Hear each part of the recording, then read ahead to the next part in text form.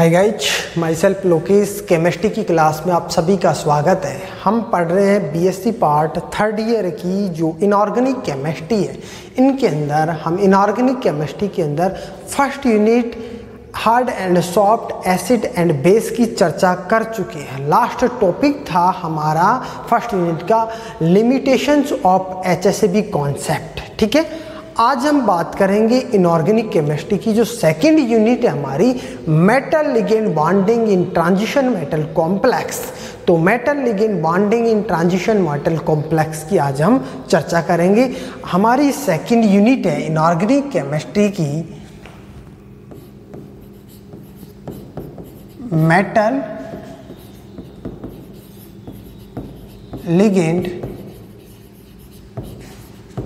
Bonding in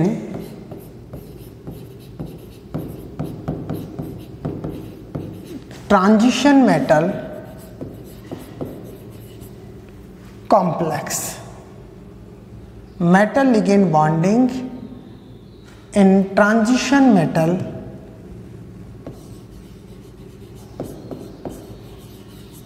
complex। ठीक है, ये हमारी यूनिट है second unit, metal ligand bonding in transition metal complex. देखो, नाम से पता लग रहा है मेटल और लिगेंड दोनों के मध्य क्या पाई जाएगी? बॉन्डिंग। संक्रमण धातु ट्रांजिशन मेटल कॉम्प्लेक्स में संक्रमण धातु यौगिक होंगे। संक्रमण धातु संकुल यौगिकों के अंदर मेटल और लिगेंड के मध्य क्या पाई जाएगी? बॉन्डिंग पाई जाएगी। सबसे पहले हम इसके अंदर बात करें मेटल की। ठीक है, सबसे पहले हम मेटल की बात करते हैं। देखो,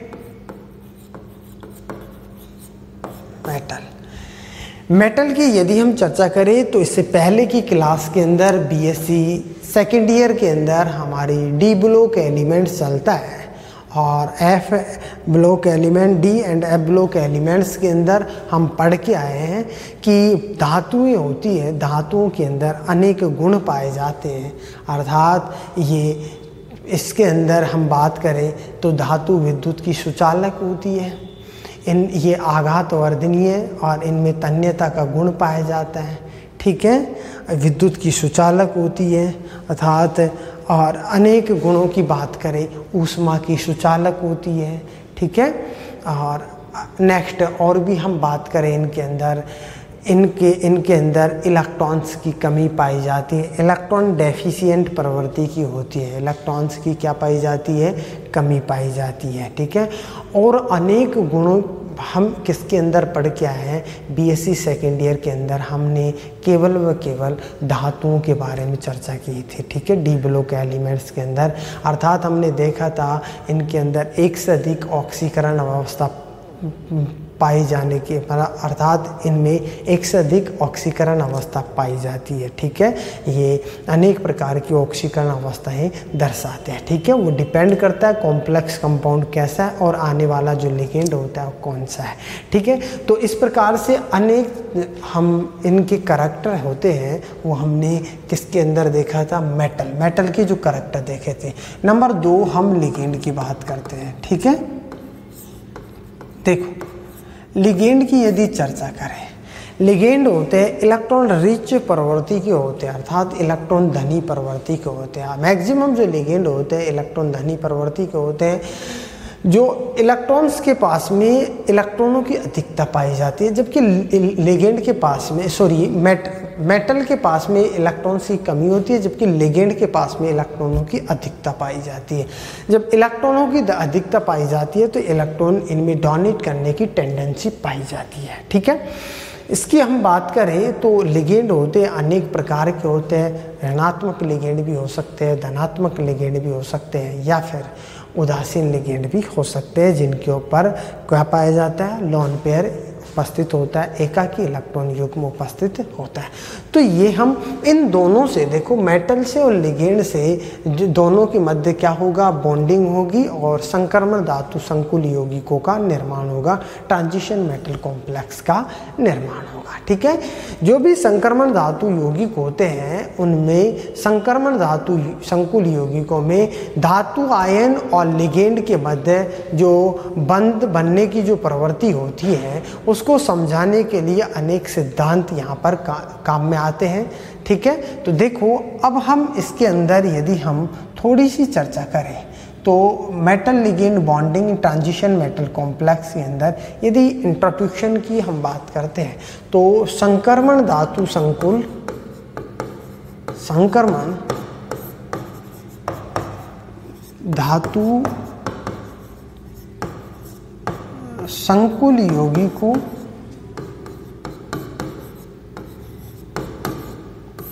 यौगिकों में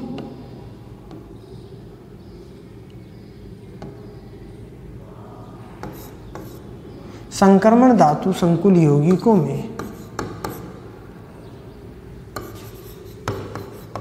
धातु तथा लिगेंड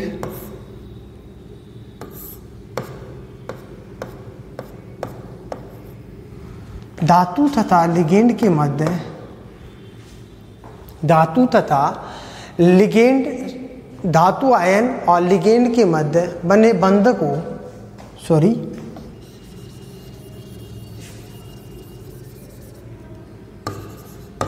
धातु आयन तथा लिगेंड के मध्य बने बंध को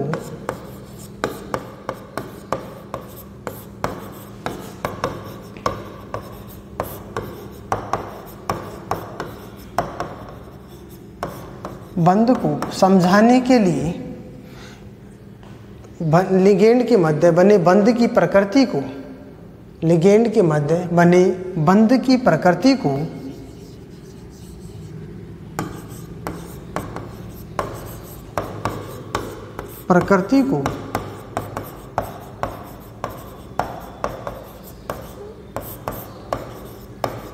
समझाने के लिए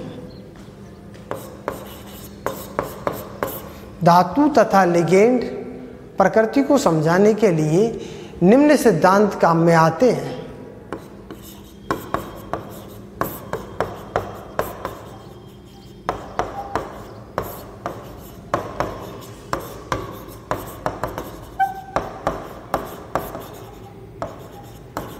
निम्न सिद्धांत काम में आते हैं।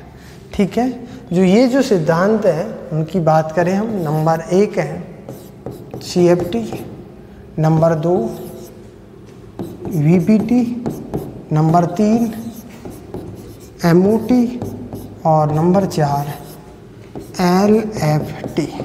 ठीक है, तो ये जो सिद्धांत है वो काम में आते हैं। हमारी सिलेबस के अंदर जो यूनिट है उसमें केवल व केवल दे रखा है सबसे पहले लिमिटेशंस ऑफ VBT की जो सीमाएं हैं उन सब की हम चर्चा करेंगे।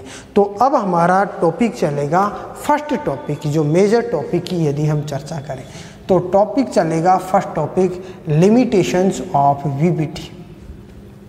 टॉपिक है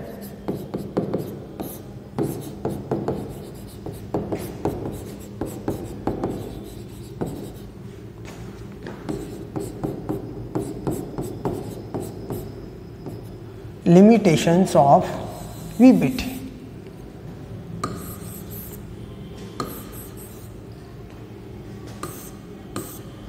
VBT की सीमा है।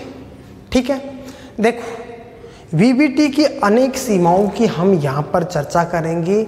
बहुत सी सीमाएं हैं, उनको हम देखेंगे कौन कौन सी जो सीमा है। देखो नंबर 1 की हम बात करते हैं। नंबर 1 की बात करते हैं, जो भी VBT में जो भी धातु आयन को यदि हम बात करें तो वीबीटी में धातु आयन को अधिक महत्व दिया गया है, जबकि लिगेंड के ऊपर उचित ध्यान नहीं दिया गया है। ठीक है, अर्थात लिगेंड के महत्व के ऊपर उचित ध्यान नहीं दिया गया है। किसको अधिक महत्व दिया गया है? धातु आयन को अधिक महत्व दिया गया है। ठीक है, तो देखो हम इसके अंदर लिख सकते हैं वीबीटी में धातु आयन को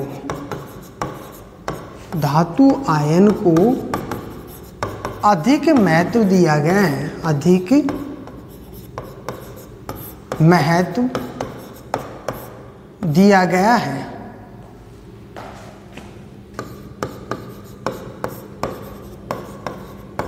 जबकि लिगेंड के ऊपर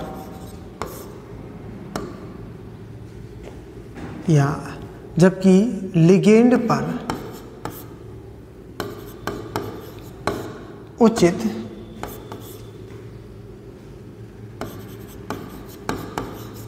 ध्यान या लिगेंड को उचित महत्व नहीं दिया गया या लिगेंड पर उचित ध्यान नहीं दिया गया, उचित ध्यान या उचित महत्व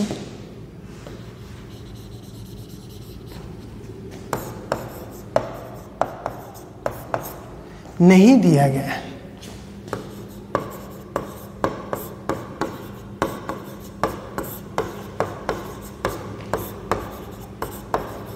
ठीक है, किसके ऊपर ध्यान दिया गया है?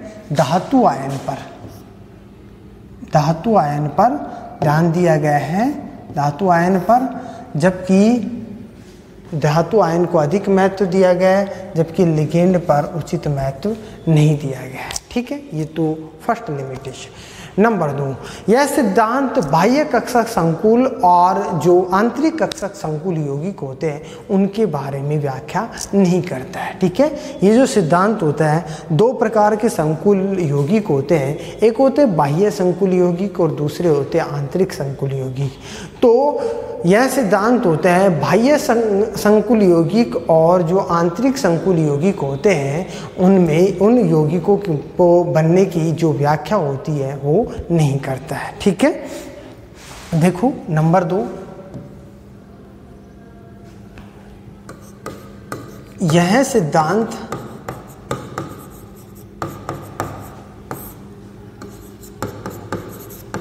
बाह्य संकुल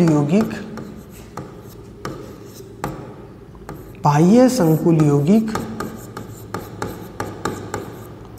तथा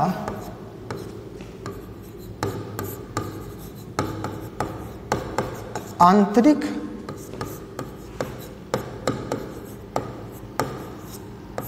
संकुल यौगिक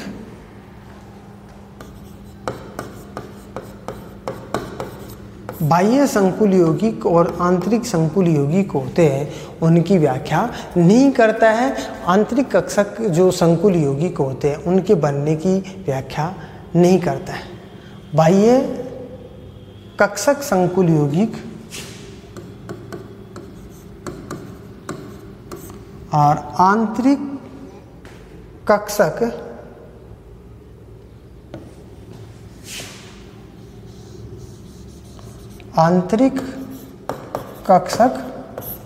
संकुल यौगिक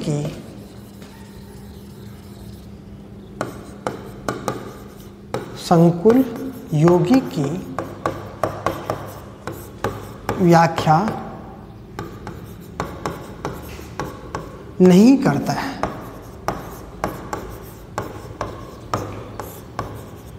ठीक है, दो लिमिटेशन हमने देखी है।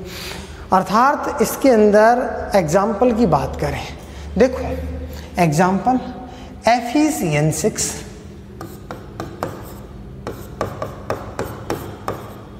ठीक है, FeCN6 + 4। दूसरा एग्जाम्पल FeNH3 का 6 + 2। ठीक है, FeCN6 + 4 जो संकुल यौगिक होता है, वो जो संकुल यौगिक होता है ये होता है आंतरिक संकुल यौगिक। कौन सा यौगिक होता है? आंतरिक संकुल यौगिक। ठीक है, कौन सा है ये? आंतरिक संकुल यौगिक। ठीक है, दूसरा ये यौगिक है वो है बाह्य संकुल यौगिक।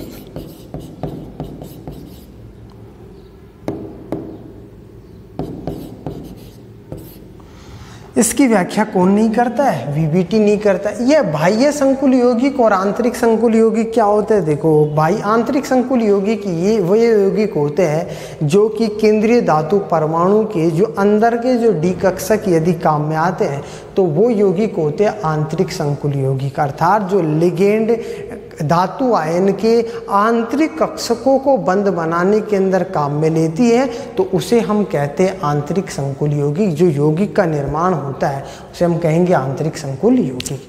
जब बॉन्डिंग पाई जाती है मेटल और लिगेंड के मध्य, जब बॉन्डिंग पाई जाती है तो मेटल के आउटर ऑर्बिटल्स यदि काम में आते हैं बॉन्डिंग के दौरान तो उसके दौरान जो बनने वाला जो कॉम्प्लेक्स कंपाउंड होगा उसे हम कहेंगे बाह्य संकुल यौगिक। कौन सा कहेंगे? बाह्य संकुल यौगिक। आगे एग्जाम्पल के अंदर भी हम इसकी व्याख्या करेंगे। हम देखेंगे किस प्रकार से आंतरिक संकुल यौगिक और बाह्य संकुल यौगिक होते हैं और इनको किस प्रकार से हम काम में लेते हैं।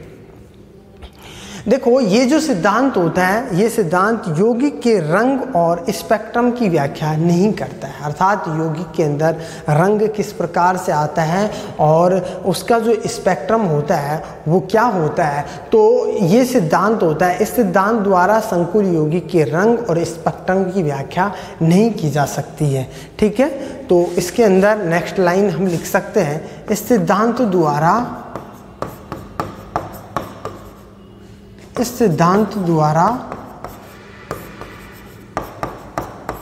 यौगिक के रंग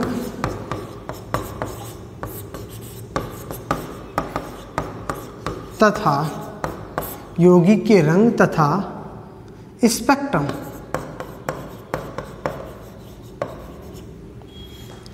स्पेक्ट्रम की व्याख्या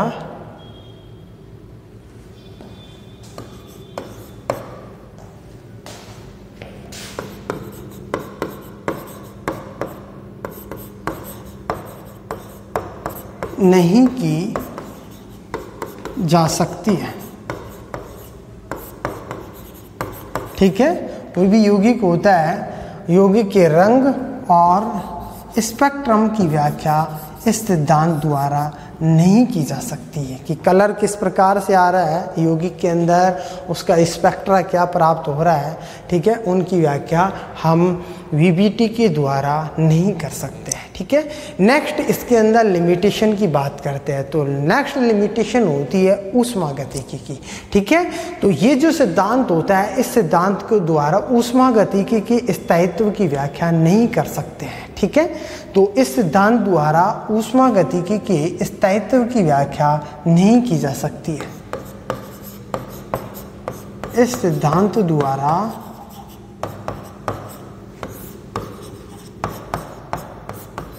ऊष्मागतिकी के सिद्धांत की व्याख्या ऊष्मागतिकी के सिद्धांत की व्याख्या नहीं की जा सकती है।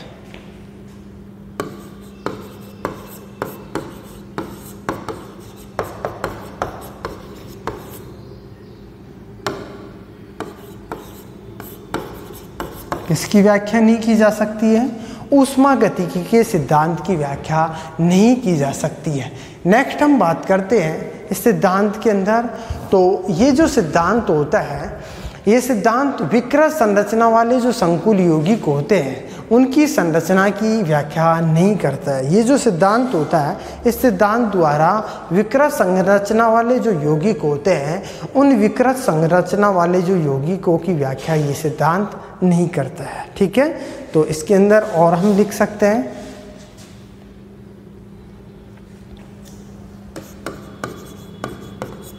इस सिद्धांत द्वारा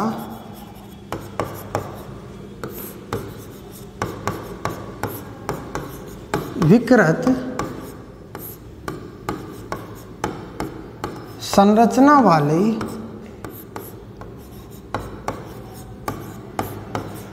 यौगिकों की व्याख्या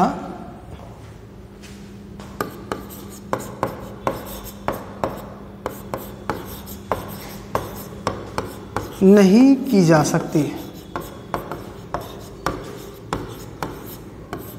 किसकी व्याख्या नहीं की जा सकती है? विकृत संरचना वाले जो यौगिक होते हैं, विकृत संरचना वाले जो यौगिक होते हैं उनकी व्याख्या नहीं की जा सकती है। यौगिक संकुल यौगिकों की व्याख्या नहीं की जा सकती है।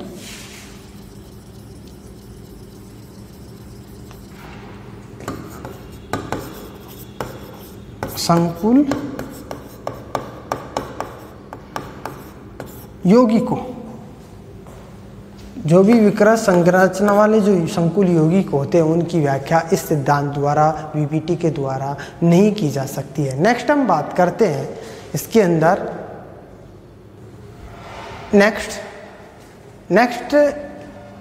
इस सिद्धांत की लिमिटेशन की बात करते हैं वीबीटी की। तो देखो, इस सिद्धांत के द्वारा विभिन्न संकुल यौगिकों में विभिन्न संकुल यौगिकों के चुंबकीय गुणों में ताप के साथ होने वाले जो परिवर्तन होते हैं उनको नहीं समझाया जा सकता है। किसके द्वारा? लिमिटेशन ऑफ वीबीटी के द्वारा। ठीक है, तो देखो, इस सिद्धांत द्वारा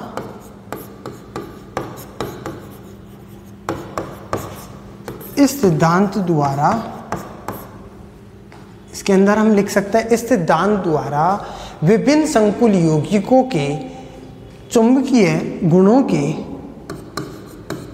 विभिन्न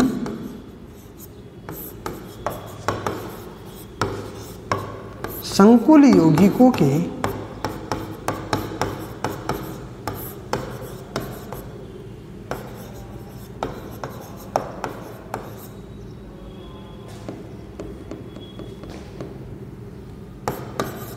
विभिन्न संकुल यौगिकों के चुंबकीय गुणों में ताप के साथ होने वाले परिवर्तन को नहीं समझाया जा सकता है।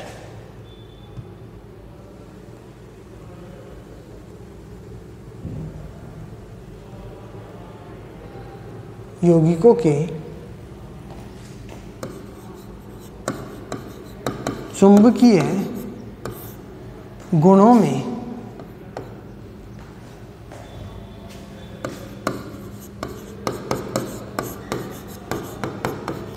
ताप के साथ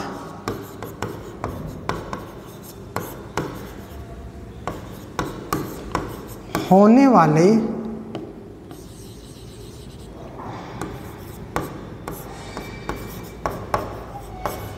परिवर्तन को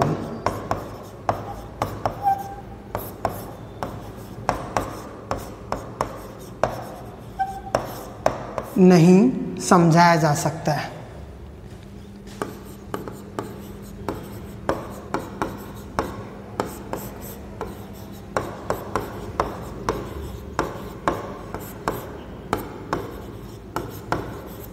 ताप के साथ होने वाले परिवर्तन को नहीं समझाया जा सकता है। नेक्स्ट हम लिमिटेशन की बात करते हैं। नेक्स्ट देखो, इसके अंदर नेक्स्ट की बात करते हैं हम। नंबरिंग हमने नहीं दी है। नेक्स्ट लिमिटेशन, जो CO सेकंड यौगिक होते हैं और CU सेकंड यौगिक होते हैं, दोनों संकुल यौगिकों की ज्यामिति को समझाने के लिए जो वीबीटी है, वीबीटी के अनुसार यह व्याख्या नहीं की जा सकती है कि एक अयुग्मित जो इलेक्ट्रॉन्स होता है वो उच्च ऊर्जा के 4D कक्षक में उत्तेजित हो जाता है। तो इसकी व्याख्या इसके द्वारा, वीबीटी के द्वारा नहीं की जा सकती है। ठीक है, तो इसके अंदर हम ये कह सकते हैं CO सेकंड और CU सेकंड दोनों संकुल यौगिकों की ज्यामिति को समझाने के लिए CO सेकंड और CU सेकंड दोनों संकुल यौगिकों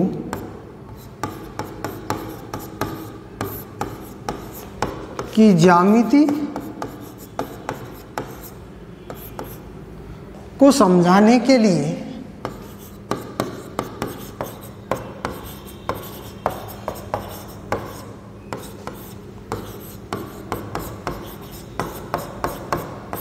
दोनों संकुल यौगिकों की ज्यामिति को समझाने के लिए वीबीटी के अनुसार यह व्याख्या नहीं की जा सकती है कि वीबीटी के अनुसार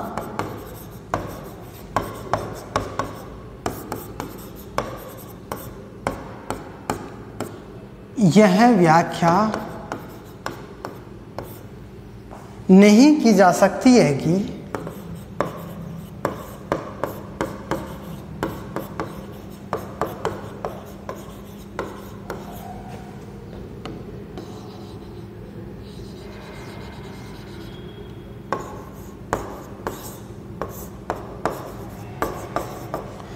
नहीं की जा सकती है कि एक अयुग्मित इलेक्ट्रॉन उच्च ऊर्जा के 4d कक्षकों में उत्तेजित हो जाता है।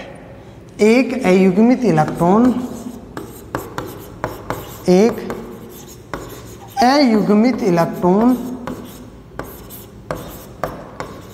उच्च ऊर्जा के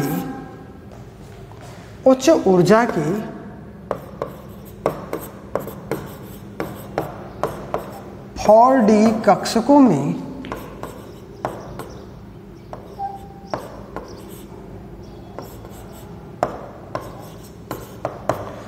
कक्षकों में उत्तेजित हो जाता है।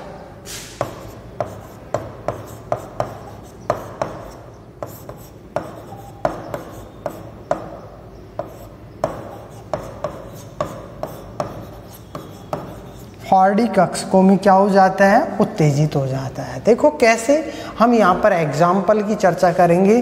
फर्स्ट एग्जाम्पल की यदि हम बात करें, देखो फर्स्ट एग्जाम्पल CONH3 का हॉल 6+4 होता है, तो इसकी हम चर्चा करेंगे। CONH3 का हॉल 6+2, ठीक है, इसकी हम बात करेंगे। उसके बाद हम बात करेंगे CuCN का हॉल 4+2, ठीक है। CONH3 का हॉल 6+2 की बात करें तो देखो इसके अंदर कोबाल्ट, ठीक है, 3d7 4s2 4p0 और 4d क्या होता है? 0 होता है। 3d7 यहाँ पर इसकी हम ऑक्सीडेशन अवस्था की बात करते हैं। x+0 बराबर +2, तो x बराबर +2, अर्थात CO की कौन सी ऑक्सीकरण अवस्था? +2। CO+2 2 इलेक्ट्रॉन निकल जाएंगे बाह्यतम कोश से। 4s के अंदर कितने बचेंगे? 0। 4p के अंदर भी 0 और 4d के अंदर 0। देखो d कक्षक होते हैं, हम सब जानते हैं 5 होते हैं, और s कक्षक 1 होता है। p कक्षक कितने होते हैं? 3 होते हैं, और फिर से ये d कक्षक कितने? 5, ठीक है। इसके अंदर इलेक्ट्रॉन्स कितने हैं? पहले हम एक इलेक्ट्रॉन भरेंगे, 5 इलेक्ट्रॉन, उसके बाद में 6 और 7 इलेक्ट्रॉन। 7 इलेक्ट्रॉन इस प्रकार से पाए जा रहे हैं। अब देखो होता क्या है, देखो होता ये है कि ये तो है इसका ग्राउंड स्टेट। क्या है? Ground state. यदि हम एक्साइटेड स्टेट की बात करते हैं, किसकी बात करते हैं? एक्साइटेड स्टेट की। तो एक्साइटेड स्टेट की बात करते हैं,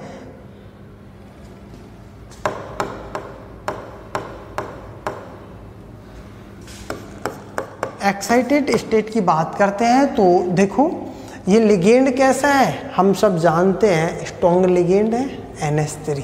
स्ट्रॉन्ग लिगेंड है तो इलेक्ट्रॉन्स को क्या कर देता है? युग्मित कर देगा। जब इलेक्ट्रॉन्स को युग्मित करता है तो उसके दौरान देखो एक इलेक्ट्रॉन तो युग्मित हो जाता है, अर्थात इसके अंदर हम चर्चा करें ये 5 कक्षक है, और ये 1 कक्षक, और ये 3 कक्षक, ये 5 कक्षक। अब देखो होता क्या है कि एक इलेक्ट्रॉन, तो ये इलेक्ट्रॉन कहाँ पर चला जाता है? यहाँ पर, और एक इलेक्ट्रॉन उत्तेजित होकर के 4d कक्षकों के अंदर का स्थानांतरित हो जाता है।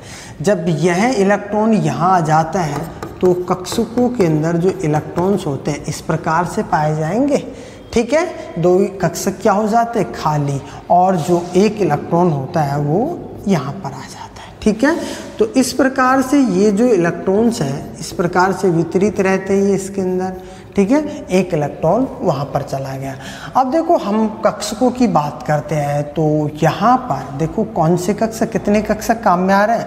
यहाँ पर देखो कक्षक की यदि हम चर्चा करें तो देखो लिगेंड हमारे पास 6 है, तो खाली कक्षक भी कितनी चाहिए हमारे को, 6 चाहिए। अर्थात 2 लिगेंड तो 2 कक्षक तो ये, और 1 S का और 3 किसके, P के, ठीक है। अर्थात यहाँ D के कितने 2, S का 1 और P के कितने D, संकरित कक्षक, ये क्या होगी DsP3 संकरित कक्षक, ठीक है। अब देखो DsP3 संकरित कक्षक, अब यहाँ पर खाली कक्षक कितने हैं, खाली कक्षक हम बात करें तो यहाँ DsP3 संकरित कक्षक है, तो ये कक्षक कितने काम में आ रहे हैं, 6 कक्षक काम में आ रहे हैं, 6 कक्षक। और ये जो सह कक्षक है इसके साथ में लिगेंड कितने, 6 लिगेंड, कौन से, NS3, ठीक है। NS3 के लिगेंड अपने इलेक्ट्रॉन युग्म कहाँ पर देते हैं, इन खाली कक्षकों के अंदर अपने इलेक्ट्रॉन्स स्थानांतरित करते हैं। जब अपने इलेक्ट्रॉन्स इनके अंदर स्थानांतरित करते हैं तो कौन सा संकरण पाया जाएगा, D2sp3 संकरण पाया जाएगा। और यौगिक की जो आकृति होगी वो कैसी होगी, DsP2 संकरण पाया जाता है, अष्टफलकीय, कैसी, अष्टफलकीय आकृति, ठीक है। कैसी आकृति है, अष्टफलकीय आकृति पाई जाती है, ठीक है। नेक्स्ट एग्जाम्पल की हम चर्चा करते हैं। देखो नेक्स्ट एग्जाम्पल की बात करें तो दूसरा एग्जाम्पल है हमारा, ये तो कौन सा है, देखो आंतरिक संकुल यौगिक के अंदर के कक्षक इसके अंदर काम में आ रहे हैं, ठीक है। ये आंतरिक संकुल यौगिक है। देखो नेक्स्ट एग्जाम्पल की बात करते हैं, इसके अंदर देखो ये नहीं बता पाती वीबीटी कि ये इलेक्ट्रॉन यहाँ से रिक्त 4d कक्षक के अंदर किस प्रकार से गया, कैसे गया, इसकी व्याख्या वीबीटी नहीं करती है, ठीक है। और एग्जाम्पल की बात करते हैं, दूसरे एग्जाम्पल की हम बात करते हैं। देखो एग्जाम्पल नंबर 2,